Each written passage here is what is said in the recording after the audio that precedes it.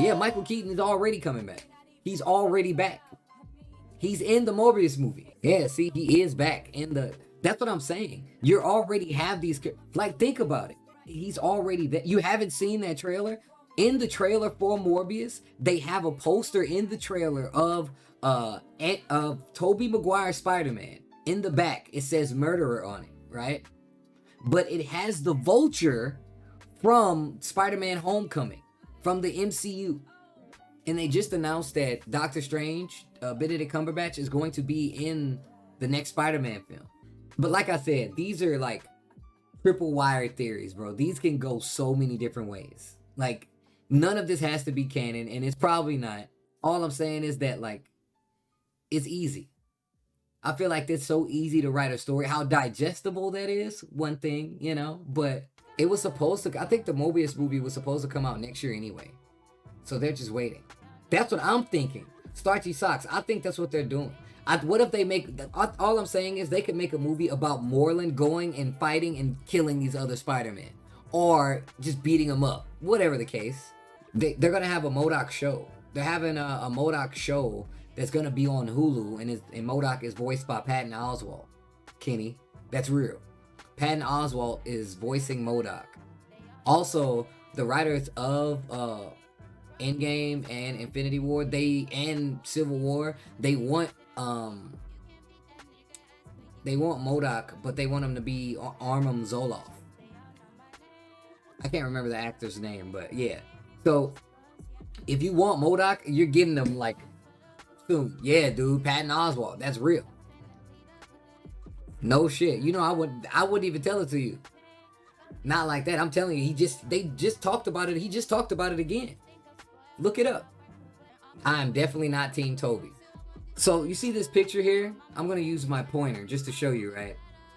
So, and I'll tell you in order of why and how I like these Spider-Man, right? So, of these three, right? This is Tobey Maguire. This is Andrew Garfield, right? Tobey Maguire, Andrew Garfield, Tom Holland.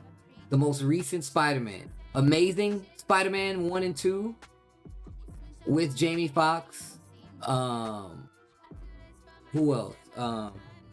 What's her name? I can't think. She got like an Oscar. Emma Stone. That guy from the show we watched on Amazon. Damn it. We had a Kirk Connors in there. Tobey Maguire had that shitty Venom with Topher Grace, Kirsten Dunst. I can't remember the J. Jonah Jameson guy, but him too, right? So obviously the first Spider-Man movie holds really strong, right? Or just the series, especially because of Spider-Man 2, right? So especially because of Spider-Man 2, a lot of people consider Spider-Man 2 one of the greatest superhero movies ever made, and it's damn fucking good.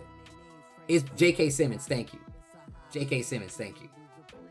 And Dennis Leary. Thank you. Dennis Leary was in The Amazing Spider-Man with Emma Stone and Andrew Garfield. Yeah, thank you.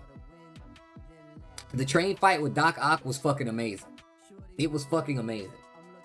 So let's start, right? I love Tobey Maguire as Peter Parker. Completely believable he would get the shit kicked out of him, even as Spider-Man. And, like, he did the whole moral responsibility thing very, very well. He has the moral responsible, take me home to mom's face, right? That's who Tobey Maguire is, right? And he was hella humble. He was the shy side, right? That's who he is as Spider-Man. Now, that's only the Peter Parker half of Spider-Man. As Spider-Man, he was good, but he was not the best when it came to shit talking. He didn't do the, hey, I'm cocky Spider-Man will, right? Like, he was still modest in nature. He played the smart side pretty well. Pretty well. He played the smart side pretty well, right? So he's a good Spider-Man. But in the sense of the cocky side of Peter Parker, Spider-Man who was able to shit talk some of these guys, right? Like, they kind of hint at it a lot in the Sam Raimi Spider-Man movies, right? Like, he takes his shoe off. It's like, where these guys come from?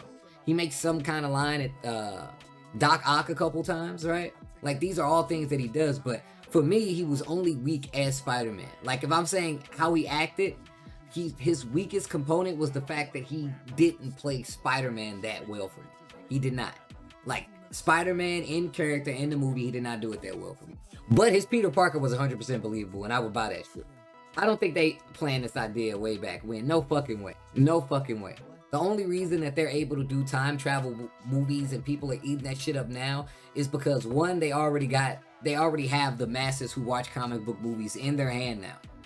The minute they saw fucking Endgame make $1 bajillion, they was like, oh, they got it. They know time travel. We don't have to be hella serious.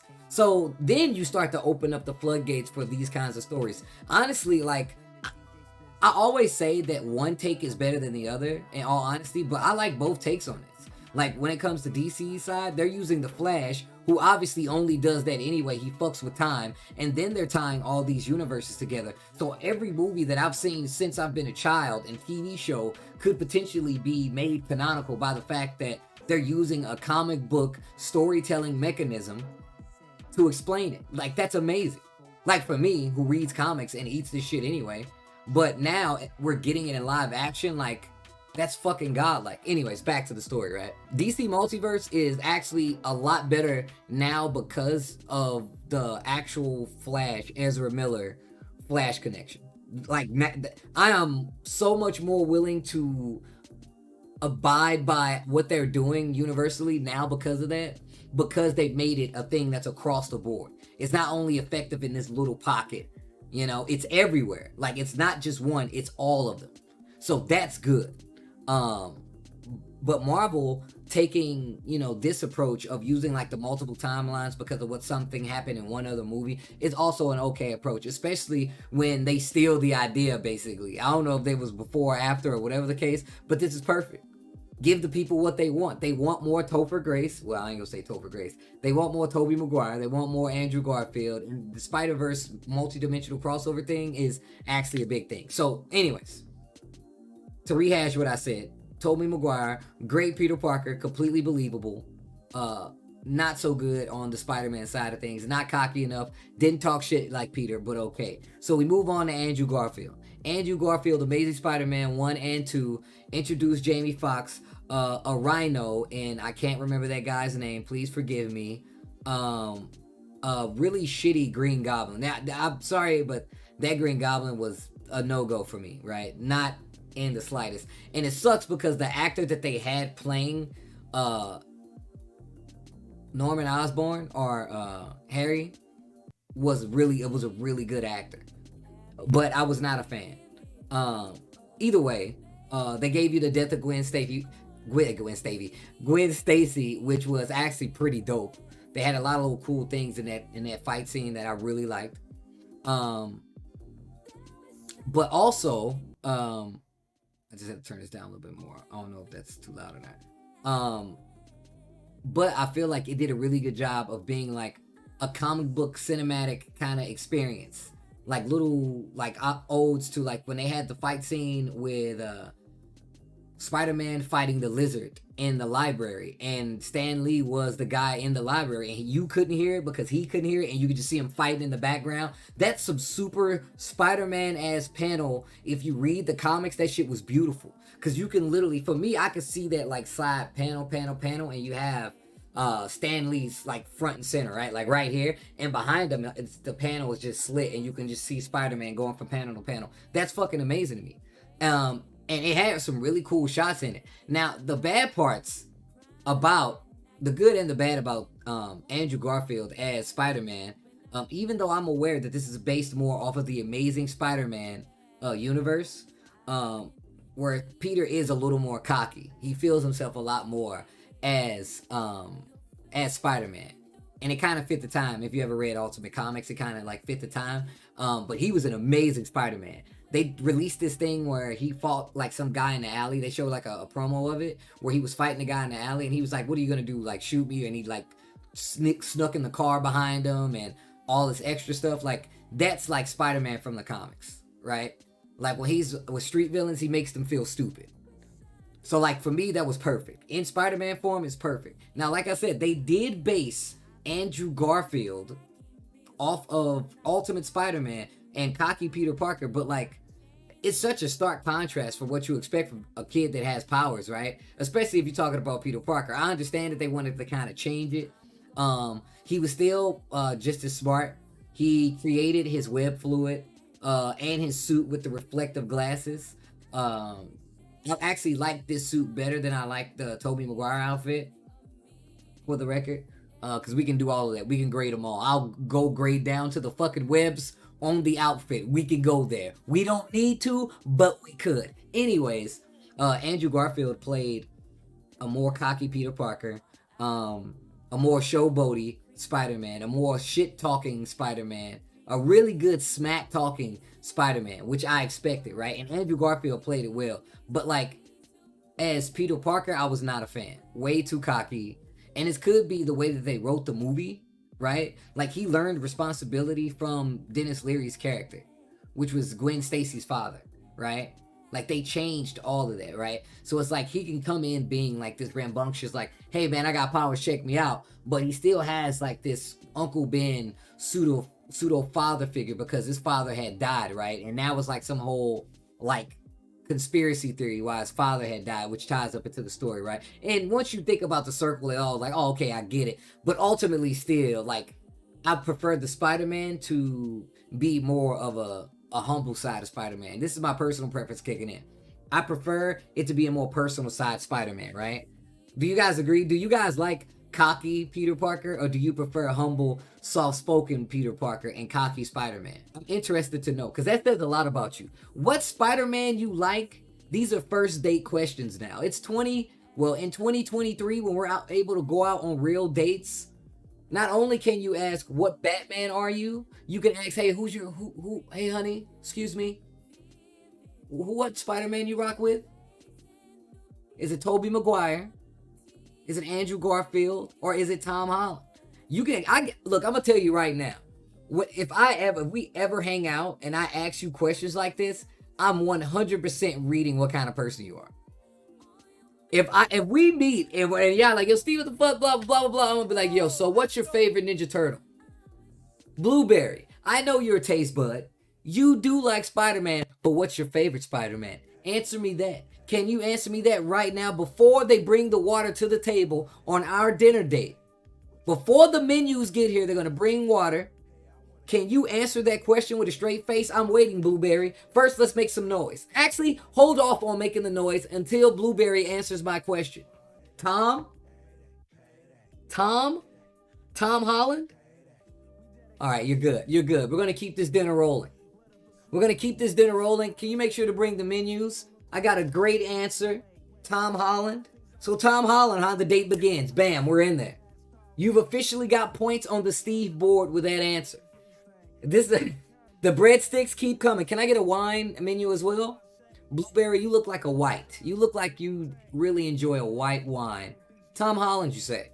Get this wine menu over here. Give me just a second. Maitre D, please. Go on, Tom Holland. Yes. Tom is easily the most accurate Peter Parker.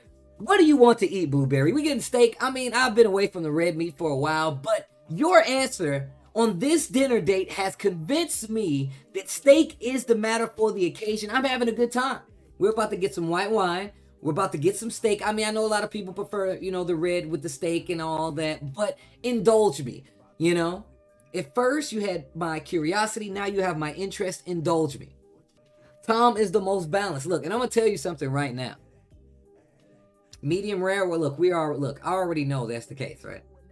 So, and another thing, if you know you're having a good time when, like, other people around you, they get, like, entrapped in your conversation, and they're just like, yeah, I agree that Tom Holland is, like, that shit happens. That's happened to me. I don't know if that happens to y'all. Like, sometimes the conversation is going so well that other people start talking in the conversation. Like, they stop their conversation, like, I didn't mean to overhear your conversation, me and my friend over here. But I hear you guys talking about Spider-Man in the State of and Andrew Garfield. I agree that Tom Holland... Shut the fuck up, Kenny. I'm just saying, you know.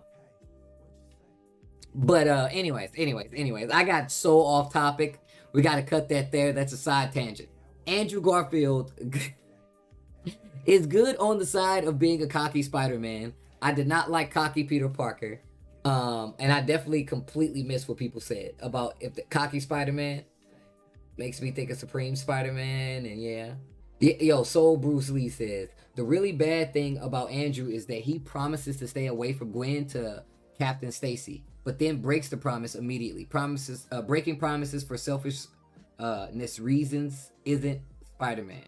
Right? Humble but confident, lacking in experience, idealistic, and a bit naive. God, Kenny, right. Ding, ding, ding. Did you just say that on a date with me? We're still waiting on the wine, but how did your day go? Talk to me about that. How was your day, Kenny? Since you over here making the right calls about diagnosing what makes a good Spider-Man, you tell me. The second date is looking like Disneyland, by the way. Not during this pandemic, but everything else. Yo, tough. I might be. You know what I'm saying? I'm an easy guy to please. If you scratch that itch, you know I am. If you hit me right in the good spot right under the chin, you never know. Just the spot right under the chin. Like you said, what now?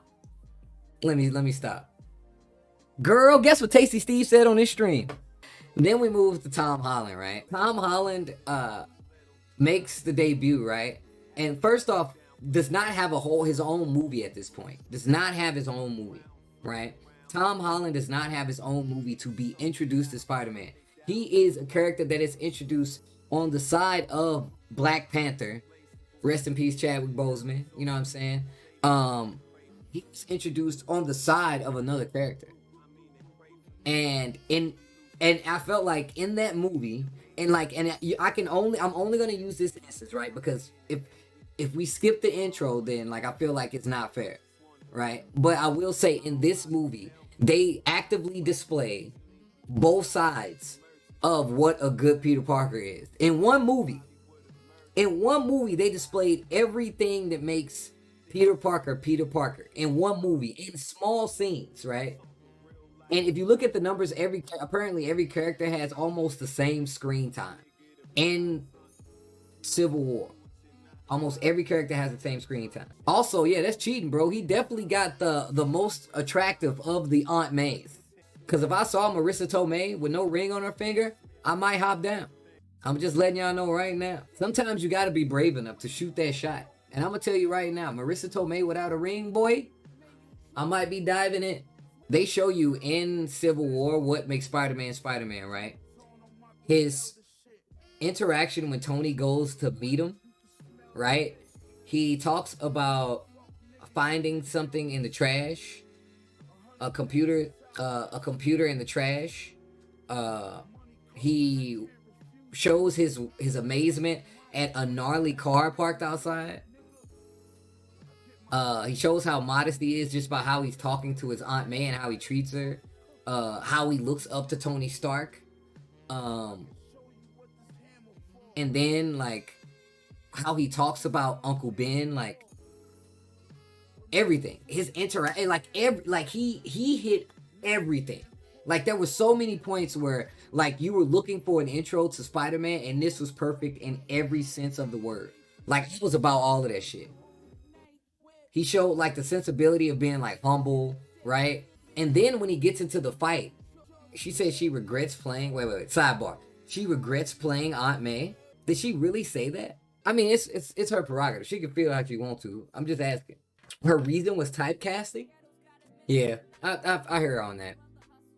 I hear her on that. Right? I would have did that shit. Right? You ain't even doing that much. I mean, that's just how I feel. If you gonna put me in the movie and I ain't gotta do shit, run it. And then in the fight scene, right? Back to the Spider-Man thing, right? So you see Peter Parker. He shows you how humble he is. He shows responsibility. Then he gets into a fight and he talks like Spider-Man. He talks like a young kid Spider-Man, right? Like cocky, but not so cocky. Like he's not like, I'm matured, I know exactly what I can do Spider-Man, right? He's not full-blown shit-talking Andrew Garfield, but he's also not timid as I can't talk shit with the best of them, Tobey Maguire. So he's at both like that's literally the scale. It's actually the scale, right? Like two varying degrees of Spider-Man, right? And not saying either one of them is bad, but like, you know what I'm saying? It's more about getting the perfect color, the perfect hue, if you will. And I think Tom Holland does that. And then once Tom Holland got his own movie, like, it was even better. Because, like, as much as I would love to have an adult Spider-Man, I would love to take the Harry Potter approach where we see Tom Holland grow up to be adult Spider-Man and get to, you know what I'm saying, like, this next generation of heroes. And then we still have Miles Morales being the current New York Spider-Man, just like in the comics. But anyways, Tom Holland's Spider-Man is good in all fronts. The way he portrays the character, and it could be just the writing as well, right? Because the way Tom Holland interacts with other characters is so much. I just feel like it's so much more Spidey like true to the comics of what I perceive of what a Peter Parker would be like, you know? Bro, he was like, "Yo, Spider-Man, do a backflip," and he did. Bro, I was dying laugh. Like I laughed out loud. I definitely already reserved Spider-Man Ultimate Edition. Which comics did I read? It's not many that I haven't read of Spider-Man, but I haven't read everything of Spider-Man, obviously. But I'm a big Spider-Man guy. No, but that's the thing, though. I can take into account that there was no Stark figure, right? Like, but I don't think Homecoming definitely brought you the friendly neighborhood Spider-Man, right? And it still gave you the I just went and saved the world shit-talking Spider-Man, and you still had interacting with Aunt May Spider-Man. Like, you got all these levels. And in this, like, the only difference is there was no team-up movie for these other guys, right? That was one of the things. There was no team-up movie. But I definitely feel like they could have, like, expanded it, but that's not the chance they got. And, like, they had both of these guys at least had 2 movies. So Bruce Lee says Tony is the Uncle Ben replacement in the MCU. Is that safe to say? I would not say that.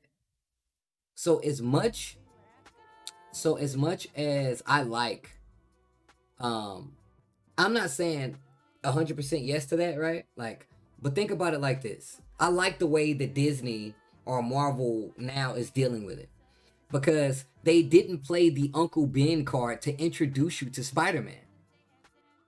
Right? Like, that's still something that I'm almost like 98% certain that they already told you, like, Uncle Ben was a thing, but the way that they glance over it is not something like, well, hey, it doesn't matter. It's more about something that's happened in the past, right? Them not going into it right now is perfect, because that means they can get to a point and introduce that story and have an amazing touching, like, you know what I'm saying? Like, they can do that. Right? They're tired of origin stories. Everybody knows who Uncle Ben is. If you've eaten rice or seen Spider-Man, any Spider-Man movie, you know who the fuck Uncle Ben is. And everybody in their life has at least done one. I don't know if that's true, by the way. That was just a joke. That was just a joke, guys. But yeah, like, they can still play the Uncle Ben card, right? Like, they can still play the Uncle Ben card. And I think that's one of the best parts about it. But with the everything happening, like, there's so many different things that happen in MCU recently, right? Like, they've casted their Miss Marvel, right? Their Kamala Khan has been casted. Hopefully I'm saying that right. Right? I can't see this dude parents die again. That shit start to physically, it start to take a toll on me, shit. I'm gonna start to feel like they my goddamn parents. I ain't seen them get shot so many times. I'm forming a real connection with the fact that my man Bruce's parents got shot. Like, damn. I feel like I've been to their funeral like 50 times. There's no way Kamala Khan does not keep her shape-shifting powers, at least to some degree. And now we have the show, right? We have the Moon Knight, we have She-Hulk, we have Miss Marvel, and we have Fury. That's 4 more Disney Plus shows that are basically just movies. But that's what I'm saying, though. But think about it, though. They could go back and talk about what happened to his parents, right? Like, what happened to Uncle Ben, right? They could do that. It's still a thing. Tom Holland secured at least for like another like 3 Spider-Man films, at least. My thing is, like, give us Miles Morales. I feel like we're gonna get him a lot sooner than that. But like, just go with me here. I've said this multiple times. What if we get Tom Holland for 6 Spider-Man movies? And on the 6th Spider-Man movie, the Sinister Six, that's when we get the new Miles Morales Spider-Man. You know, like, I think that would be cool. But you never know though, right? Like, what if we get one more Spider-Verse movie, and the Spider-Verse movie legit has an extra credit scene linking the universes, and then like they put the Spider-Man Into the Spider-Verse 3 is him jumping ship, right? A Spider-Man Blade team up, that would be crazy. I feel like what they should do is make like show his expertise, like show like at some point in time they should do like a Marvel like team up thing, but they just show it in like small clips, right? Like he teams up with Blade and it's like a little 5-minute thing, like, but cause there's no way they're gonna give us like movies, right? I mean, I feel like there's no way Black Cat's not coming in some capacity, right? There's no way she's not coming in some capacity.